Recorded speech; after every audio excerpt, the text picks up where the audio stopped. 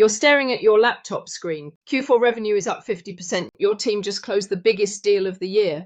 By every metric that matters to investors, to your industry, to the business press, you're winning. And then your phone buzzes. It's the care facility. Again, your mum missed her medication. Your dad had another fall. Can you come in? Can you call the doctor? Can you make a decision about the new treatment plan? And in that moment, the success on your screen feels like a lie. Here's what nobody tells you about being a sandwich generation entrepreneur. You're not just busy, you're running 2 C-suite operations simultaneously. You're the CEO of a growing business and the CEO of your parents' declining health. One demands scale, speed, and relentless forward motion. The other demands presence, patience, and the ability to navigate a broken healthcare system. And the hustle mentality that built your business, it's destroying your capacity to do either one well. Today I'm going to show you why your success is a lie, and more importantly, how to redefine it. We'll cover a 3-step framework to reclaim control, set boundaries that actually work, and build a life where the business thrives without sacrificing everything else. Let's start with why this feels impossible right now. Let me be direct. The hustle mentality you've been sold is a short-term strategy with long-term consequences. Research shows that high hustle endorsement predicts quick wins. You move fast, you ship products, you close deals, but it also predicts burnout, elevated stress, and a systematic erosion of the psychological resources you need to keep going. You're running the engine in the red zone. You might win this quarter's race, but the engine will seize. Here's the brutal math. Every hour you spend in reactive mode, jumping between a client emergency and a parent crisis, you're paying what researchers call a cognitive switching cost. Your brain doesn't actually multitask, it context switches. And every switch burns glucose, depletes your willpower, and leaves you in a state where you're never fully present anywhere. You're mentally at work during family time. You're mentally managing your parents' care during investor calls. This isn't balance. This is cognitive overload masquerading as productivity. The research on work-family conflict is clear. When the demands of your business directly block your ability to be present for caregiving, and vice versa, you enter a state of role conflict that prevents genuine recovery. Recovery isn't just about rest, it's about psychological detachment, the ability to mentally switch off from work. It's about relaxation, low effort activities that restore your nervous system. It's about mastery, engaging in challenges outside your primary roles. And it's about control, the feeling that you have autonomy over your time. Hustle culture systematically destroys all 4. Here's the part that hurts the most. You lose your sense of direction. When you're only reacting to external demands, investor pressure, client fires, medication schedules, doctor appointments, you stop making intentional choices. You're no longer building toward a vision, you're just surviving the day. Your revenue is up, but your life satisfaction is cratering. You've maximized what researchers call objective success, the numbers on the spreadsheet, while minimizing subjective success, the fulfillment, purpose, and quality of life that actually matter. This is the lie. More activity does not equal more direction. And the cost of believing it is your health, your relationships, and ultimately the sustainability of the business itself. Solution 1, strategic segmentation and active recovery. Here's what nobody tells you about breaking this cycle. The answer isn't working harder or finding more hours in the day. The answer is strategic separation. You need to become what researchers call a segmenter.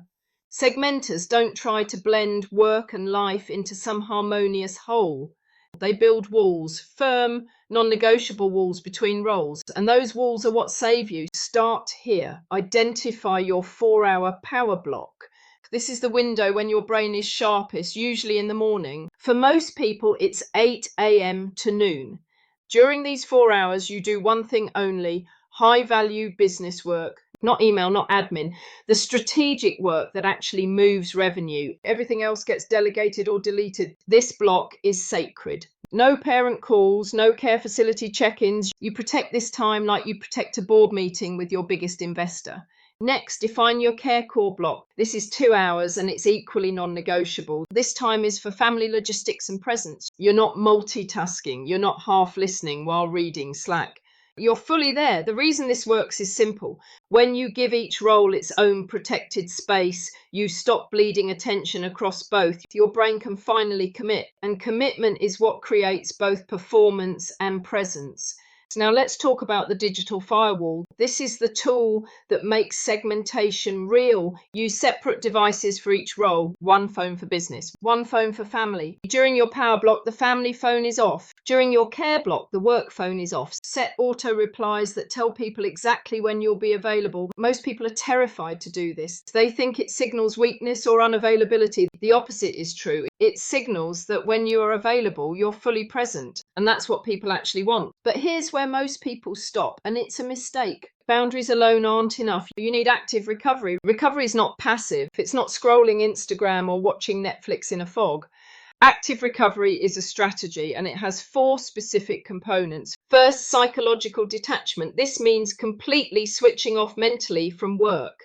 A short, intense workout does this. So does cooking a complex meal. The key is that it demands enough focus that your brain can't wander back to your to-do list. Second, relaxation. Low-effort activities that aren't digital. Reading fiction, not business books. Sitting outside without your phone. Your nervous system needs time in a parasympathetic state, and screens prevent that. Third, mastery. Engage in a challenge outside work and caregiving. Learn a language, take a pottery class, build something with your hands. This matters because it builds self-efficacy in a domain where you're not the expert.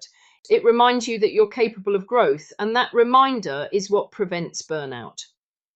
Fourth, and most critical for entrepreneurs, control. The feeling that you have autonomy over your off time. This is why scheduled downtime often fails. It feels like another obligation. Instead, protect blocks of unstructured time where you decide in the moment what you need.